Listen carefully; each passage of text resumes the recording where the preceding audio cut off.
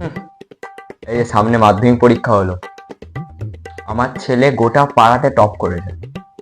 গোটা পাড়াতে কি, গোটা স্কুলের মধ্যে টপ করেছে আমার ছেলে। ও তো পড়াশোনাতে খুব ভালো, প্রচন্ড ভালো। আমি শুনেছি। ও সারাদিন বাড়িতে পড়ে, সারাদিন 24 ঘন্টার মধ্যে 23.5 ঘন্টা পড়ে। বাকি 8 ঘন্টা কি করে? বাকি 8 ঘন্টা ঘুমায়, কখনো লুকোচুরি খেলে। মানে? না মানে ডাক্তার বলেছে পড়াশোনার সাথে সাথে খেলাধুলাটাও জরুরি। তা বলে না ঘুমিয়ে খেলে?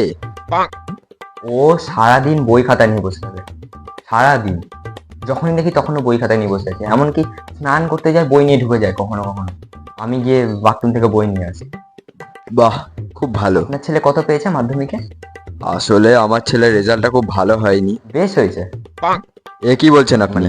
মানে খুব খারাপ হয়েছে, মানে হবে না। ও সারাদিন ঘুরে বেড়ায়, চায়ের দোকানে বসে আড্ডা মারে, ভিডিও বানায়, এইভাবে কি রেজাল্ট ভালো হবে? ওকে পড়তে হবে বাড়িতে বসে, আমার ছেলে যেটা করে। আমার ছেলে আড্ডা মারে না না তো। না, আমি দেখেছি ওকে ওই শিবুদার চায়ের দোকানে বসে আড্ডা মারে। চলে এসছে ওর তো। তো বাবু, কত পেলাম মাধ্যমিকে? এর তো কাকু 480 পেয়েছি। ভ্যাট বকার স্বভাবটা গেল না না?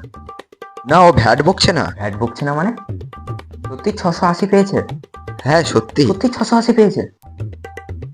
এই রে, আমার ছেলের থেকে তো বেশি পেয়ে গেল এ। না, কিছু একটা করতে হবে।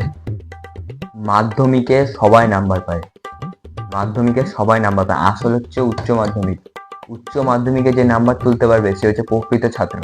এ আপনি জানতো হিংসুটে কথাকার।